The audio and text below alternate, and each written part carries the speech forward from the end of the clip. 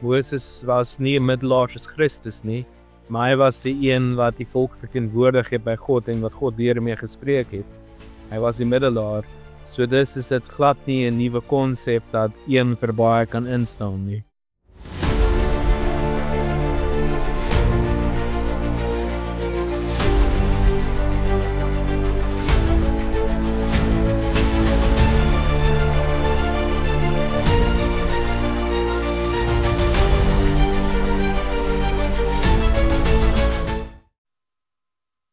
Goeiedag en welkom by Om die Woord. Ons gaan hierdie week stil staan by vraag en antwoord 16 van die Heidelbergse Katekismes.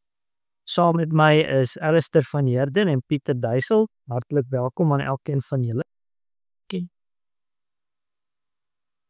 Ons kom in hierdie week by Sondag 6 van die Heidelbergse Katekismes, maar ons hanteer dit oudergewoonte een vraag op 'n slag. Verlede week het ons stilgestaan by vraag en antwoord 15 en dan gaan ons na hierdie week vraag en antwoord 16 in behandeling neem. Net so ter herinnering, ons het gesê van wie ons ellende en is ons verbond met die Here versteur en daarom het ons 'n verbondsmiddelaar nodig.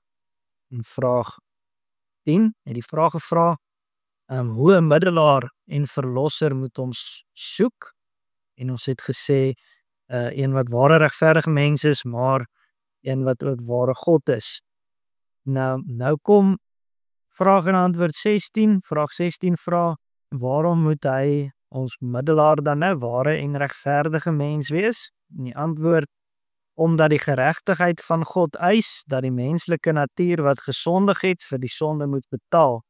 Maar die mens wat self sondaar is, kan nie vir 'n ander betaal nie. So, dit is hierdie vraag en antwoord val nou eintlik in twee dele uiteen. Nee, waarom moet hy ware mens wees? En daarop gaan die eerste deel van die antwoord in. Waarom moet hy regverdige mens wees? En daarop gaan die tweede deel van hierdie antwoord in.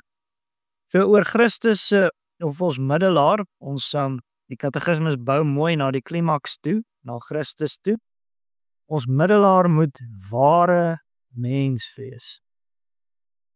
Wat behels dit? Ware mens. Wat sê dit van die natuur wat hy moet hê? Ek sal graag julle insig hoor.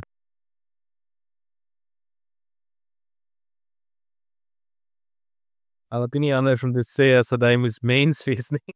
Ek het nie een of ander tipe skynliggaam gehad soos hulle in die ou dae beweer het nie. Hy was vlees en bloed. Hy moes 'n mens wees wat elke liewe menslike ding het. Weet hy moes emosies voel, hy moes gebore wees, hy moes honger raak, hy moes moeg raak. Hy kon nie geeslig wees het of weet tipes. Ek wilde nie ek wilde respek superhero wees wat nooit moeg raak of iets is dit nie. Hy moes mens wees. Hy moes in elke aspek ook mens wees. Ja, as 'n mens dit nou net eenvoudig kan illustreer, as Christus maar net 90% mens was, sou net 90% van die mens gered word. Of as hy nou 10% mens was, sou net 10% van die mens gered word. So vir die ganse menslike geslag van hulle wat die Here gekies het om gered te word, moes die Here soos hulle ook mens geword, hy moes die menslike natuur aanneem. Ja. Goed, en met daardie menslike natuur, dit behels dan 'n menslike liggaam, maar nie net 'n menslike liggaam nie, ook 'n menslike siel nie. Soos wat die Nederlandse geloofsbelijdenis dit ook sê. Dink 'n vraag wat belangrik is om te vra is die middelaar van die verbond moes die laaste Adam wees. Nou die eerste Adam is geskape in ware geregtigheid en heiligheid.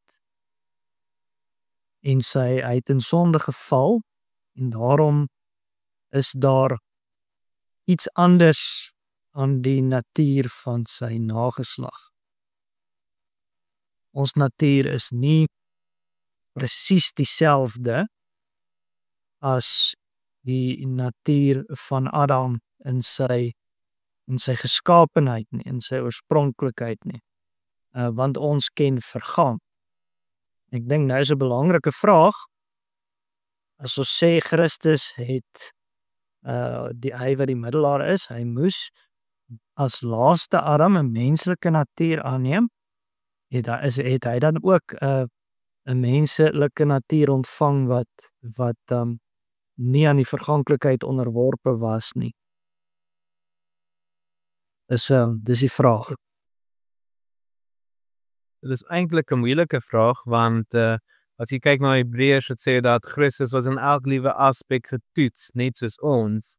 So as Christus nie getoets kon word nie, dan sou hy nie daai volledige mens kan wees nie. Maar hy kon nie ook die sondig gewees het nie. So verskil asseblief met my, maar ek voel as jy daai twee aspekte in ag neem, dan kan jy sê dat Christus het 'n natuur gehad wat getoets kon word, maar nie deel die verganklikheid gehad in dat hy kon val, hy kon nie toets dop om so te stel nie, hy kon nie val in die sonde nie.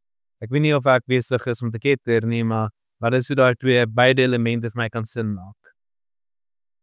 Ja, dit is mens dalk kan bysê, as mens kyk na die eerste Adam wat dan nou 'n bepaalde posisie geklee het as hoof van die menslike geslag. Hy wat in sy hoofskap geval het na die menslike geslag het nou sy hele geslag by sy val ingereken. So dit is mense so baie mooi, so duidelik leer in Romeine 5.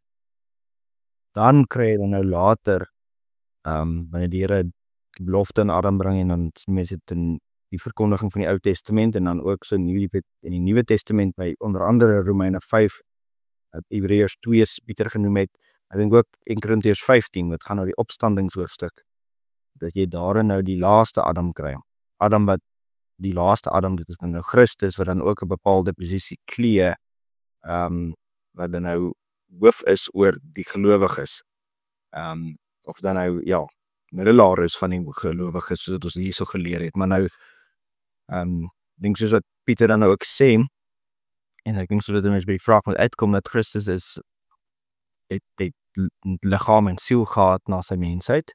Hy is gebore, verwek uit die maagd Maria, gebore en was mens, hy het menslike natuur aangeneem, maar dat hy dan dit na sy ware mens was, is so, maar dat hy regverdig was, beteken dat hy dan nou hoegenaamd nie in een enkele gedeelte van sy menslike natuur kon hy sondig nie.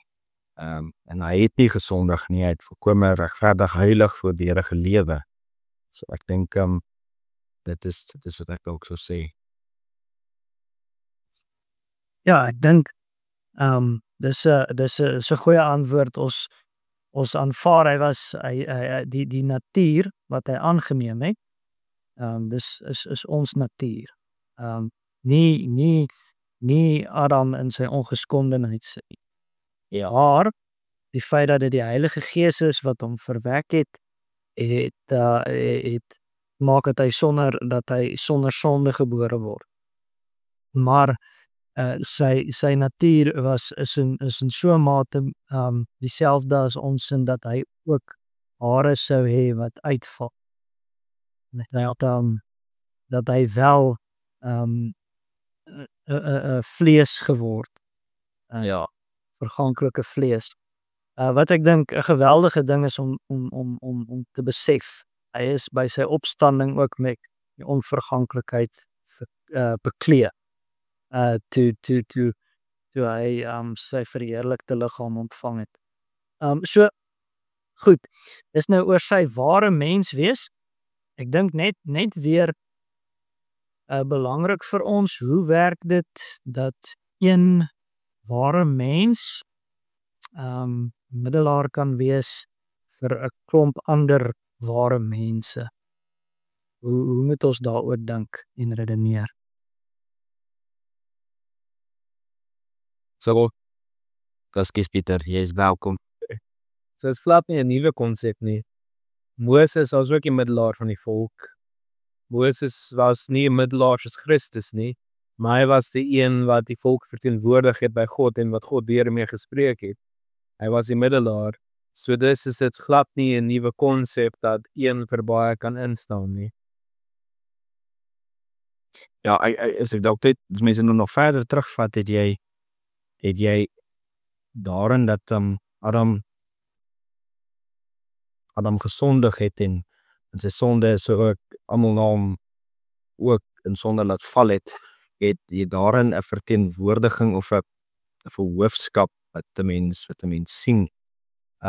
Dit word vir ons dink ek baie duidelik vir ons geleer in Romeine 5, nee, deur die sonde van Adam het die dood deurgedring tot almal.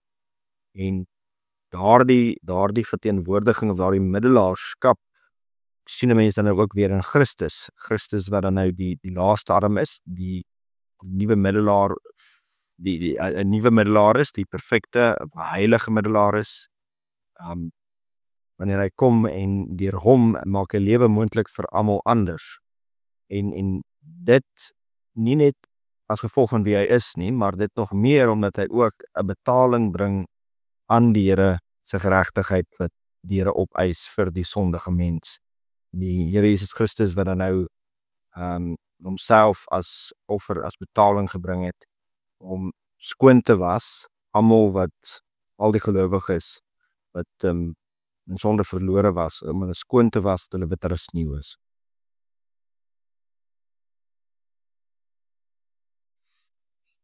Goed, ek dink dit het dit nou mooi na vore gebring. Die feit dat Adam het as verbondshoof ons verteenwoordig en Christus as die laaste Adam ook. Die woordjie verteenwoordig is baie belangrik, die begrip daarvan. Ek ons moet praat oor waarom was dit nodig dat die middelaar van die verbond 'n ware mens, maar ook 'n regverdige mens is. Waarom sou dit nie sonder enige ander mens kon wees nie? As ek in skuld is, kan ek nie iemand anders se skuld afbetaal nie. Dit is dalk 'n menslike beeld, maar ek kan nie betaal vir iets as ek self daaraan skuldig is nie. Waarom, as dit nie 'n regverdige mens was, as dit net 'n normale sondige mens was wat ook geval het, wat ook bevlek was, hy kan nie instaan nie, hy kan nie betaal nie, dit moes iets anders wees, moes iets van 'n ander aard wees, iets regverdig, skoon en rein wees, 'n volmaakte offer. Ja, Ek kan nie 'n probleem oplos as ek self 'n probleem het nie. as mens dalk kan sê, nee, as mens nou kyk na hoe die antwoord geformuleer is onder die geregtigheid van God eis dat die menslike natuur wat gesondig het vir die sonde moet betaal. Die Here wat hier regverdig oordeel, eis 'n regverdige betaling. Die mens in sy sonde en homself en sy self verlore, kan nie regverdige betaling maak nie. Hy kan nie voldoen aan die Here se geregtigheid wat die Here eis nie. En daarom dat die mens wat self sondaar is, dan nou hier gesê word, kan nie eerstens nie vir homself betaal nie, maar nog minder kan hy vir ander betaal. En daarom dat die klem gelê word op beide die ware mensheid van Christus, maar ook die regverdige mensheid van Christus, dat hy in homself volkome regverdig is. Ja, ek dink 'n beeld waaraan ek altyd dink is die ou wat 2 kredietkaarte het. Hy kan nie sy een kredietkaart afbetaal met die ander nie. Nee, dit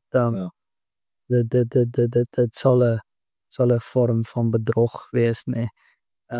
So dit is dieselfde beginsel, nee. Christus, die middelaar wat regverdig moet wees. En dan as ons net weer terugkom daarby dat Christus die middelaar van die verbond is, So as 'n mens hoor middelaar, dan moet mens dadelik dink verbond wat die Here ingestel het volgens sy beloftes en eise. Die geregtigheid waaraan Christus moes voldoen, waaraan die middelaar as mens moes voldoen.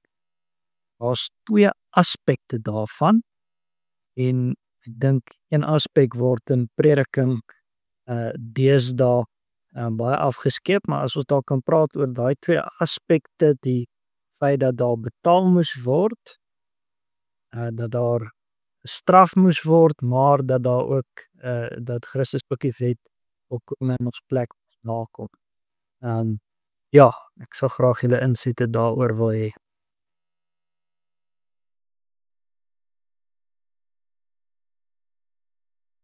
Ja, as ek dink dit wat jy nou gesê het, die eis van geregtigheid is om te doen dit wat reg is in die oë van die Here, om te doen dit wat die Here sê reg is. En die mens toe hy in sonde geval het homself eerstens vervreem van dit wat reg is. Dit was, soos wat die Here gesê het, om nie te eet van daardie boom nie.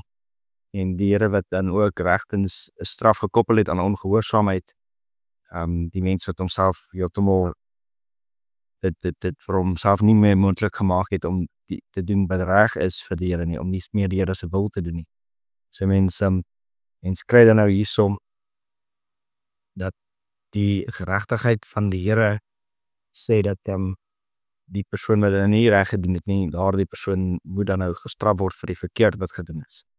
Maar as dit dan nou kom by die middelaar wat dan nou vir ons geregtigheid bewerk, dan dink ek moet 'n mens daarin sien dat daarin Christus vir ons in sy heilige werk en sy geregtige werk, dat ons in sy hoofskap oor sy kerk, oor die gelowiges, dat hy daarin dan nou vir ons sy geregtigheid toegereken word.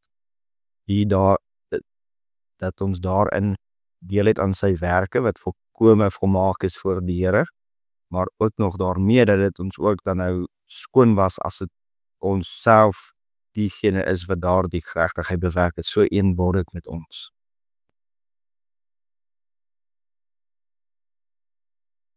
Ja, ek dink dit het omtrent alles gesê nie. Ons Christus het nie net in ons plek gesterf nie, het ook in ons plek geleef. En die wet van God volkome nagekom.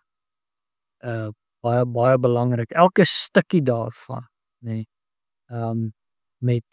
Met aan die buitekant en aan die binnekant. Dis eintlik ons kan dit nie dink nie.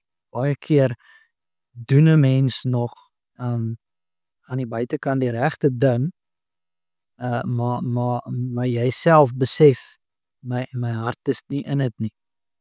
En so om te dink dat Christus as mens volkome voor die Vader rein was, dit is eintlik iets wat 'n mens se asem wegslaan.